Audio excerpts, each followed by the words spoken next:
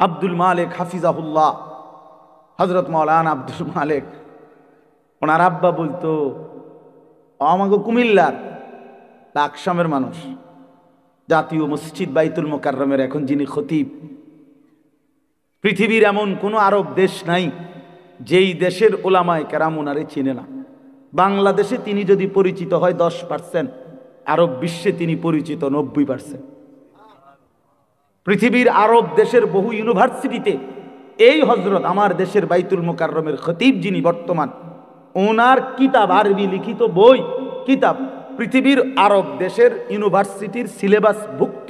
আল্লাহর কসম, আল মাদখাল উসুলে হাদিসের এক কিতাব সারা পৃথিবী পড়ে, এত সুন্দর, এত জামে, মানে উসুলে হাদিসের কিতাব আর পৃথিবীতে নাই। মানে হাদিসের বিষয়ের যত নিয়ম কানুন, হাদিস শাস্ত্রের, এটার উপরে ওনার লিখিত কিতাব, অনেক কিতাব, ওনার অনেক কিতাব। আমি বলতেছিলাম ওনার আব্বা হজরত মাওলানা শামসুল হক রহমতুল্লাহ আলাইহি, ওনার বাবা আজীবন যেই মাদ্রাসায় মোহতামিম ছিলেন, আমি ওই মাদ্রাসায় মাহফিল করছি, বয়ান করছি, তো ওইখানে গিয়ে শুনছি ওই বাবাই একটা ঘরও দেখছি, ওনার পুরান একটা টিনের ঘর। তো ওনার আব্বা বলতেন সব সময়, আব্দুল মালিক তোরে লইয়া আমার বেশি চিন্তা, তারে দিয়া কি হইব, তারে দিয়া কি তো হইব, মানে তে কেমনে চলবো ভবিষ্যতে। ওনার আব্বাই বলে বেশি কি করছে, চিন্তা করছে। আব্দুল মালিক এখন জাতীয় মসজিদের খতিব। এই জন্য দোস্ত বন্ধু, ইনশাআল্লাহ ইসলামের বিজয় হবে, আগামীর সময় কালেমার বিজয় হবে, কালেমার বিজয় হবে। এই জন্য দোস্ত বন্ধু, নওজোয়ান কিশোর, নষ্ট হইও না, চরিত্রহীন হইও না।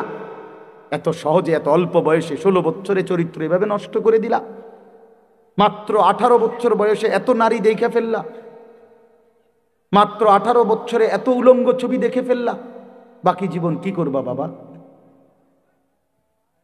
হ্যাঁ, মাত্র 18 বছর বয়সে এত জিনা ব্যভিচার দেখে লাইলা, ছি ছি ছি, বাকি সময় কি করবা বাপ?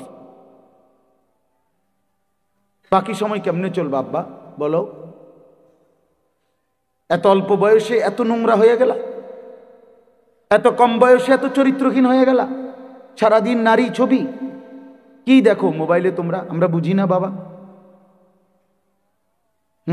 কতবার চুলের ডিজাইন বদলাইলা বাপ, কারে দেখাইতা? কয়জন বেডি তোমার ভাইতাইছে? তুমি যে এতবার ডিজাইন বদলাইলা, কেডা আইছে তোমার সেহুনি? হ্যাঁ, সিনেমার কোন নর্তকী তোমারে ফোন দিছে তাই শুনি? তুমি যে বেডিরে দেখা আখলাক নষ্ট করতেছ, চরিত্র নষ্ট করতেছ, শরীরের যৌবনটা শেষ করতেছ, নিজের হাতকে লজ্জাস্থানের গুনাহ করে নষ্ট করে দিতেছ। প্রিয় বন্ধু, এর চাইতে বেশি তো আর বলতে পারি না। কিন্তু বিনিময়ে কোন নর্তকী তোমার বাড়িতে আসছে? হ্যাঁ, সিনেমার কোন নর্তকী, হিন্দি সিনেমার কোন নর্তকীরে তুমি চিনছ বলো ভাইয়া? কেন আখলাক নষ্ট করে দিলা? কেন চরিত্র নষ্ট করে দিলা? কয়জনে নামাজ পড়ছো আজকে, মাগরিবের নামাজ বলো ভাইয়া? আমরা তো আলহামদুলিল্লাহ আল্লাহর দয়ায়, আমার একদিনের ব্যস্ততা দেখলেও তো আপনি মাথা ঘুরাইব, কিন্তু এই ব্যস্ততার ভিতরে দিয়েও তো মাগরিবের নামাজ হতো। আমার এখানে এসে মাহফিল ধরতে হবে। আমি আনোয়ার ভাইয়ের সাথে কথা বলছি আসরের সময় যে ভাই আমার একটু দেরি হইব, মেহমান আসছে, মাদ্রাসায় জরুরি কাজ ছিল আমার, কিন্তু আলহামদুলিল্লাহ ব্যস্ততা ঠিক আছে, কিন্তু জামাত, মাগরিবের নামাজ তো জামাতে পড়ছি। ওই দৌলতপুরের একটা গ্যাস ফিল্ড আছে, এইটার মসজিদ। কেমনে নামাজ ছেড়ে দিলা ভাইয়া? চেহারা সুরত দেখলেই তো বোঝা যায় কতদিন হয় নামাজ পড়ো না। ওফ, আল্লাহকে ডাকো না, তে আল্লাহকে এমনি ভুলে গেলা, রাসূলকে এভাবে ভুলে গেলা, ধর্মকে এভাবে অপমান করলা, মাকে এত বড় বেইজ্জতি করলা। 2 বছর যে মা দুধ পান করাইছে, তোমারে তিল তিল করে বড় করছে, এই উদ্দেশ্যে যে তুমি 16 বছর বয়সে শুধু নারী দেখবা, ছবি দেখবা, মোবাইলে উলঙ্গ দৃশ্য দেখবা, তুমি মালিকের একটা সেজদা দিবা না, এক ওয়াক্ত নামাজ পড়বা না, তোমার মা বুঝি তোমার এই জন্য দুধ খাওয়াইছিল না?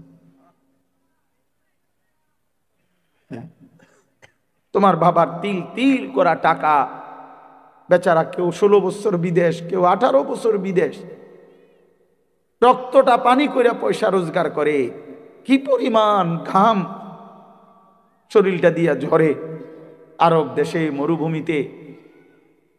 আহা, 12 ঘন্টা 14 ঘন্টা 16 ঘন্টা ডিউটি করে প্রবাসী, কি পরিমাণ ঘাম ঝরে এক এক প্রবাসীর।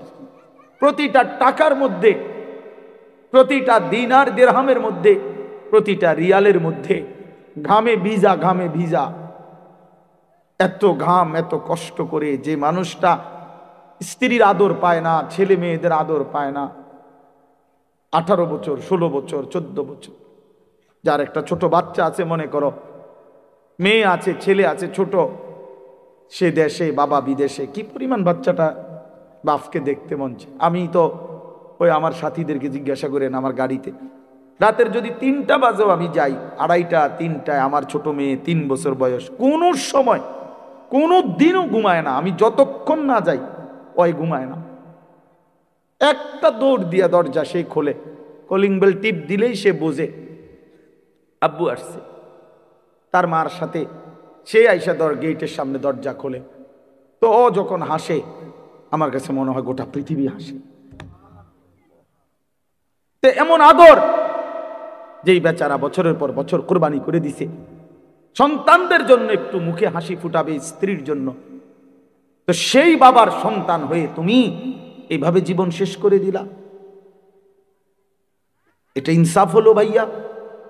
বলো বাবা, বলো। প্রিয় বন্ধু আমার, বাপ আমার, সন্তান আমার, ছেলে আমার, কিশোর নওজোয়ান, আমি এক ফেরিওয়ালার মতো চিৎকার করে বললাম যে নিজেকে নষ্ট করে দিও না ভাই। আখলাক বড় সম্পদ, চরিত্র বড় সম্পদ। নারীর আসক্তি, জিনা ব্যভিচারের দৃশ্য, উলঙ্গ দৃশ্য, নারীর লোভ, বিশ্বাস করো তোমার দুনিয়াও শেষ করে দিবে, আখিরাতও শেষ করে দিবে। আল্লাহর নবী বলছে ফাত্তাকুদ দুনিয়া ওয়াত্তাকুন নিসা। আল্লাহর নবী বলছে উম্মত, দুনিয়ার ধোঁকা থেকে বেঁচে থাকো, নারীর ধোঁকা থেকে বেঁচে থাকো। বেপর্দা নারী, হারাম নারী, যে নারীকে দেখার তোমার অনুমতি নাই, ওর হাসি মূলত হাসি না, আগুন। ওর রূপ যৌবন মূলত যৌবন না, ওইটা জাহান্নামের কয়লা, আগুনের কয়লা। ওই তোমারে বরবাদ করে দিবে। আল্লাহর নবী সাল্লাল্লাহু আলাইহি সাল্লাম বলছে যুবক, যদি কষ্টই হয়, যদি কষ্ট হয় যৌবন ধরে রাখতে, তাহলে ফাআলাইহি বিসাওম, রোজাই রাখো, রোজা রাখো, রোজা রাখো। ফাইন্নাহু লাহু উইজাউন, কেননা রোজার মধ্যে যৌন শক্তি প্রতিরোধের প্রতিষেধক আছে, অ্যান্টিবায়োটিক। রোজা রাখো। আল্লাহর নবী সাল্লাল্লাহু আলাইহি সাল্লাম ইয়া মা'শারাশ শাবাব, ডাইরেক্ট ডাক দিছি, ইয়া মা'শারাশ শাবাব, হে যুব সমাজ। কি মজাদার শব্দ, নবীজি নিজে বলছে, যুবককে আলাদা বলছে, হে যুব সমাজ।